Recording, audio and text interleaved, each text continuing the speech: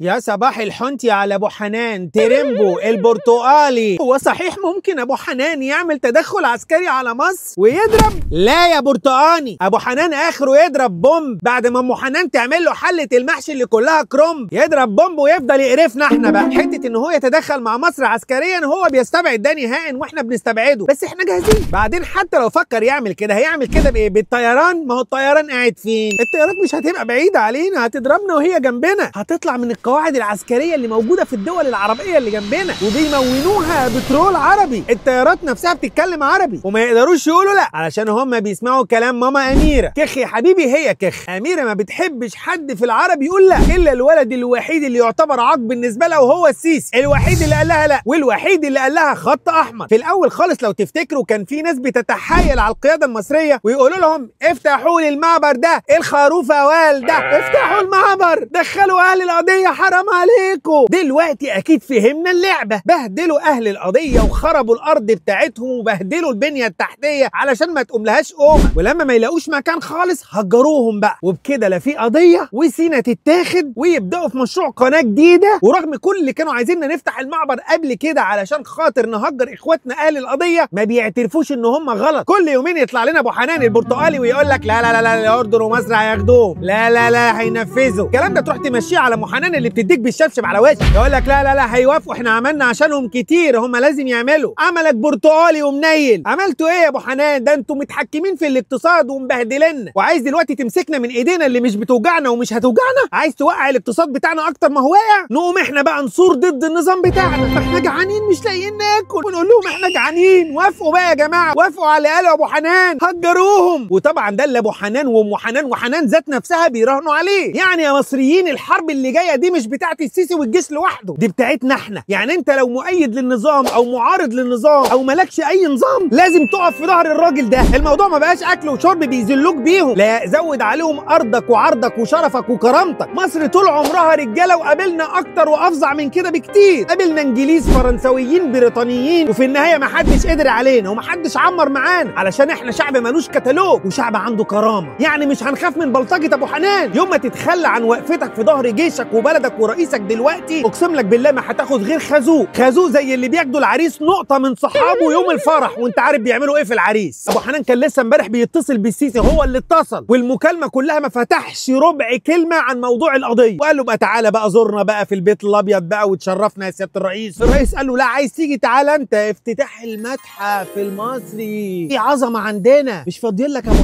ابو حنان الايام دي حاططنا في دماغه اللي شبه البرتقاله، عايزنا نتنازل عن مبادئنا وكرامتنا، واحنا بصراحه ما حلتناش غيرهم، اكل وشرب مش فارقين معانا، مش هنخسرهم زي غيرنا عشان نسكتكم بالفلوس ولا نعمر لكم ماما اميره، ولا هنضحي بحته من ارضنا. دول كتير بتشتري سكاتكم عليهم بس احنا مش منهم. حتى الدول دي ما حدش فيهم فكر يقول لا للتهجير، ما حدش فكر يعترض، وده يدل على ان بلدك قويه وليها كلمه وقيادتك مش خاينه وما حدش بيسوقها. دي بقى يا مصريين الفتره اللي هتبين كل واحد على حقيقته، لان حتى الناس اللي كانت متوسمه في ناس تانيه وان فيهم خير عشان لابسين حظاظات وبيجاهدوا بيها دلوقتي ما فيش اي موقف منهم ولا حتى رفض للتهجير. ولا انت عشان ما لقيتش حظاظه عليها علم مصر؟ ولا انت محترم سياسه البلد اللي بترشيك وبتطفحك؟ ولا عشان قواعد ابو حنان البرتقالي موجوده في نفس البلد اللي انت فيها؟ ما هو ممكن هناك يعلقوه ياخدوا منه الحظاظه بتاعته. طول الوقت الدول اللي كانت عامله حبيبك وتقول لك فين مصر؟ تخلوا مصر تتدخل، عايزين يحطوا مصر في اي مصيبه وخلاص. ترى دي مصر اتدخلت وقالت لا ووقفت للتهجير. فين الدول العربيه؟